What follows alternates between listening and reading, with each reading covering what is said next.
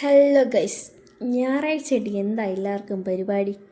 എൻ്റെ പരിപാടി എന്ന് വെച്ച് കഴിഞ്ഞാൽ കണ്ടപ്പോൾ മനസ്സിലായി കാണുമല്ലോ, രണ്ടുപേരും കൂടെ എവിടെയോ പോണ പരിപാടിയാണെന്ന്. അങ്ങനെ ഞങ്ങൾ പോകാൻ നേരത്താ മഴ തോറ്റിയത്. എന്തായാലും പോവാമെന്നുള്ള രീതിയിൽ എന്തെങ്കിലും ഇപ്പോൾ ചിറങ്ങി ഉദയങ്ങൾ അങ്ങനെ എത്തിയപ്പോഴേക്കും അങ്ങ് വെയിലിട്ട്. ഞങ്ങൾ പോകുന്നത് കാണുമ്പോൾ മനസ്സിലാവുമായിരിക്കാം, മ്യൂസിയത്താണ് പോകുന്നത്. പൊന്മുടി പ്ലാൻ ചെയ്തതാ, അവിടെ മണ്ണിടിച്ചിലും കാരണങ്ങളായതുകൊണ്ട് പോവാൻ പറ്റിയില്ല.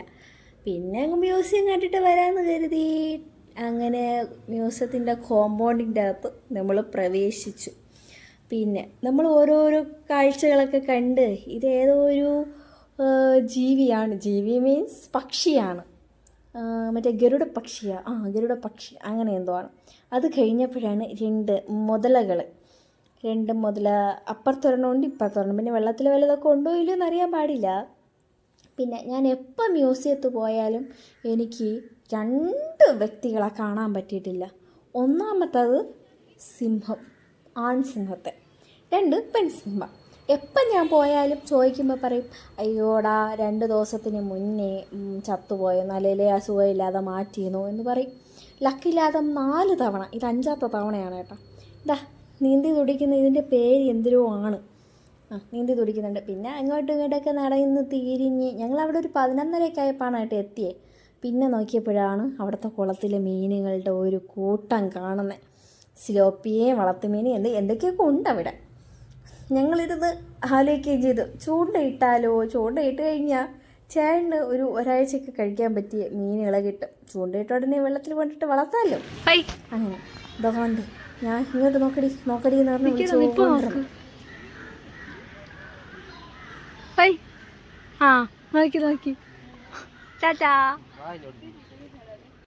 അടുത്തതാരെന്ന് മനസ്സിലായോ?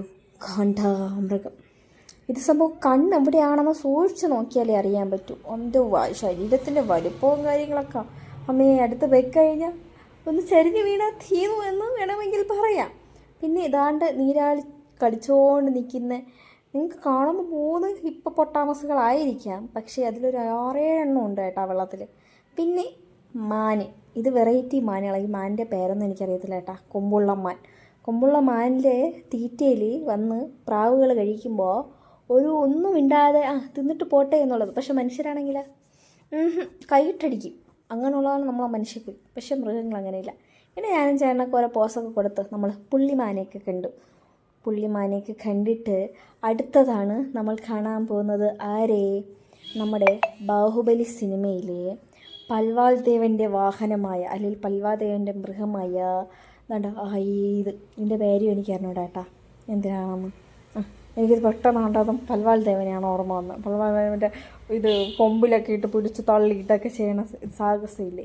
അങ്ങനെ നടന്ന് ക്യാൻറ്റീനിലെത്തി. ഓടിപ്പോയി 2 ചായ കണ്ടല്ലോ. നമ്മളിത് വാങ്ങിച്ച് അപ്പോഴാ അവിടുത്തെ ലയണിനെ കണ്ടത്. അങ്ങനെ കണ്ട് ഞാൻ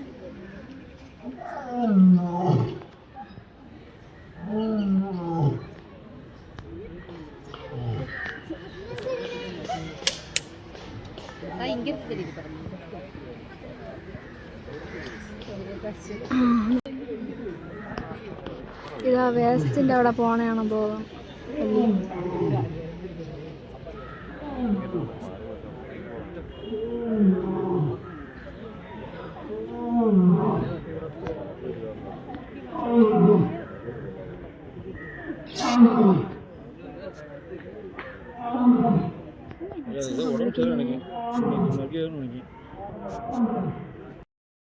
പിന്നെ അത് കഴിഞ്ഞ് കണ്ടുവന്ന് സിംഹത്തെ കാണാൻ പോയപ്പോഴും ഒരു സെക്യൂരിറ്റി ആൾ വന്നിട്ട് പറയണേ, നിങ്ങളെ കണ്ടിട്ട് വന്നേല് സംഭവം നമ്മളതൊരു പാസ് ചെയ്ത് തന്നപ്പോൾ അതിന് ഫുഡ് കൊടുക്കാൻ പോയതാണ്. നമ്മൾ പൈസ കൊടുത്ത് എന്തായാലും കാണുന്നതല്ലേ, എന്തായാലും എല്ലാ മൃഗങ്ങളെയും കണ്ടിട്ടല്ലേ വരാൻ പറ്റൂ. ഞാനും പിന്നെ എന്തൊക്കെയൊക്കെ പറഞ്ഞിട്ട് ഞാനും സിംഹത്തെ കണ്ട് നേരെ ഇതാണ്ട് സിംഹത്തിൻ്റെ വൈഫല്ല ഇത് പെൺസിംഹത്തിനെ കണ്ടു. അതിപ്പോൾ കണ്ണൊക്കെ എന്തിന് നേരിട്ട് കാണുമ്പോൾ ക്യാമറയിൽ ക്ലിയറില്ലെങ്കിലും നേരിട്ട് കാണുമ്പോൾ കണ്ണുരുട്ടി കാണിച്ചുകൊണ്ടിരുന്നു. സംഭവം എല്ലാം ഉറക്കം. കാരണം വയറ് വീക്ക ഫുഡ് ചിക്കനൊക്കെ വെച്ച് ഈ മാംസം തിന്നിട്ടേ ഇവർ ഉറക്കത്തിൻ്റെ ക്ഷീണമാണ്. പിന്നെ താണ്ട് അടുത്ത് രാരീരാരോ എന്ന് പറഞ്ഞിട്ട് സിംഹം, വലിയ സിംഹം. പിന്നെ ഇത് മറ്റേ പുലി. അത് കഴിഞ്ഞ് അത് കഴിഞ്ഞ് ഏതാണ്, അത് നല്ല സുഖം ഉറക്കും കേട്ടാ. വേണ്ടേ അപ്പുറത്ത് കിടന്ന് ഉറങ്ങുന്നതിൻ്റെ ആണാണെന്ന് തോന്നണത് കേട്ടാ. ഇത് അങ്ങോട്ടും ഇങ്ങോട്ടൊക്കെ നടന്ന് അതിന് ദഹിക്കാൻ വേണ്ടിയിട്ട്. പിന്നെ പക്ഷികളുടെ ഒരു ക്യാമ്പസ്, പക്ഷികളുടെയൊക്കെ കണ്ട് ഓരോന്നോരോന്ന്. നമ്മളെ ഈ പഞ്ചവർണ്ണ തത്ത, നമ്മൾ പഞ്ചവർണ്ണ സിനിമയിലെ പഞ്ചവർണ്ണ തത്തയില്ലേ, ആ തത്തേനെ താണ്ടെ നിരന്നിരിക്കണം. ഇതൊക്കെ കണ്ട് അങ്ങനെ നടന്ന് അടുത്ത് മൂങ്ങയാണ് കേട്ടോ. ഇത് 3 ഐറ്റം മൂങ്ങകൾ. അടുത്തത് മറ്റേ ഇതിൽ പറയല്ല, അടുത്ത് നമ്മുടെ ചിത്രശലഭങ്ങൾ സത്യം പറഞ്ഞാൽ ഒന്നുമില്ലായിരുന്നു. തോണ്ടി ഒട്ടക പക്ഷി അതിങ്ങനെ തല പൊക്കി പുറത്ത് പോകില്ലേ എന്തോ, തലയും പൊക്കി എല്ലാവരും ഇങ്ങനെ നിരീക്ഷിച്ചുകൊണ്ടിരിക്കണം. അടുത്തതാണ് നമ്മുടെ നാഗങ്ങളെ കാണാൻ പോകുന്നത്. പിന്നെ ഏതാണ്ട് മയിൽ സത്യം ഇതാ പുല്ല് തിന്നുകൊണ്ട് നിൽക്കണം. ഇതിന് പച്ചപ്പുകളാണ് ഇഷ്ടം. ഞാൻ നോക്കിയപ്പോൾ പുല്ലൊക്കെ തിന്ന് പതുക്കെ ആളങ്ങ്, ഞാൻ വിചാരിച്ച മയിൽപ്പീലി വിടർത്തുമായിരിക്കുമെന്ന്, പക്ഷേ വിടർത്തിയില്ല. അങ്ങനെ അതിനെ നോക്കി അതിൻ്റെ ഓപ്പോസിറ്റ് ആണല്ലോ നമ്മുടെ ഗ്ലാസിൻ്റെ അകത്ത് ഒളിപ്പിച്ച് വച്ചിരിക്കുന്ന എല്ലാവരെയും കാണാൻ വേണ്ടി പോയത് ഇഴജന്തുക്കൾ. അങ്ങനെ ഇതിൻ്റെ അകത്ത് കയറിയപ്പം ദാണ്ടേ ഓരോരോ ഇതിൽ കിങ് കോബ്ര അതുകൊണ്ട് കണ്ടോ ഇരിക്കുന്നു. ഇതൊക്കെ പുറത്ത് ചെളിയുള്ള അവസ്ഥ. Oh my god. അങ്ങനെ ദാണ്ടേ ഇതെല്ലാം കണ്ട്. പിന്നെ ആമകളാണ് കേട്ടോ. ആമകൾ, കുട്ടി ആമകളും നിറയെ ആമകളൊക്കെ ഉണ്ട്. അത് കഴിഞ്ഞിട്ട് ഇതേത്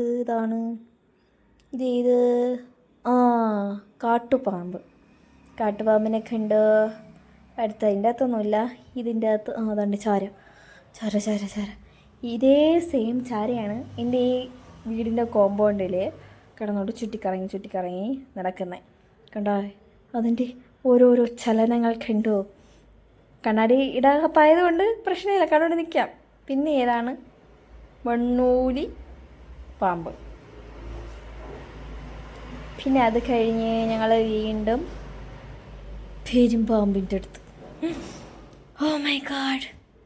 അത് കഴിഞ്ഞ് അങ്ങ് ഒറ്റ ഒരെണ്ണമുണ്ട് മൂർഖൻ. അത് അങ്ങ് ഉറങ്ങുകയാണ്. ആ തല പൊക്കി ഇങ്ങനെ നോക്കുന്നുണ്ട്, പക്ഷെ ഇങ്ങോട്ട് വരുന്നില്ല കാണാനായിട്ട്. അങ്ങനെ നമ്മുടെ അനാക്കോണ്ട, അയ്യോ അനാക്കോണ്ട ഞാൻ സിനിമയിലൊക്കെ കണ്ടിട്ടുള്ളൂ. ഈ ജനലിൻ്റെ കൂടിനകത്തൊക്കെ ഇത് പൊട്ടിച്ചിട്ടിട്ട് വരൂല. ഇതിനൊക്കെ നിസ്സാരേ ഉള്ളൂ പൊട്ടിക്കാൻ. കുറച്ചും കൂടെയൊക്കെ വലുതായ ഈ പരുവത്തൊക്കെ പൊട്ടിക്കുന്നുണ്ട്.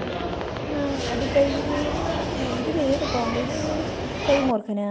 മൂർഖനായിരിക്കും. പിന്നെ അവിടെയൊക്കെ കണ്ട് ഞങ്ങളവിടെ നങ്ങി ഇറങ്ങി. കാരണം മൂർഖനെയൊക്കെ കണ്ടിട്ടല്ലേ അങ്ങ് എക്സിറ്റ് ഡോറും. പിന്നെ അങ്ങോട്ട് ഞങ്ങൾ കാര്യമൊക്കെ പറഞ്ഞ് അവിടെ നിന്നൊരു ടാറ്റ ബായ്ബയൊക്കെ കൊടുത്ത് നമ്മളൊരു ചരിത്രങ്ങളൊക്കെ അവിടെ എഴുതി വെച്ചിരിക്കുന്നതൊക്കെ നോക്കി അവിടെ നിന്നൊരു 3:30 ആയപ്പോൾ അങ്ങ് ഇറങ്ങി.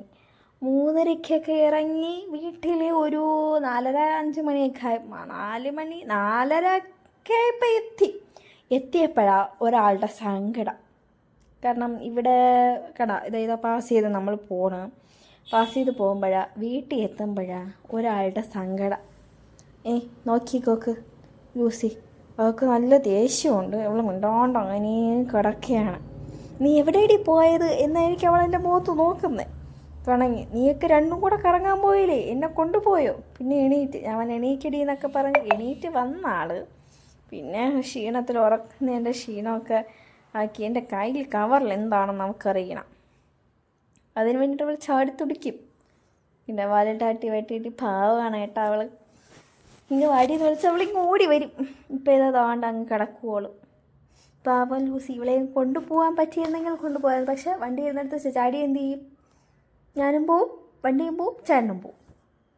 പിന്നെ അവളെ സങ്കടമൊക്കെ ഇങ്ങനെ മിണ്ടാത്ത രീതിയിലൊക്കെ പറഞ്ഞ് അറിയിച്ച് അവളെ ഞാനൊന്നൊക്കെ തലോടിയൊക്കെ ചെയ്ത് അവളങ്ങ് നോർമലാക്കി.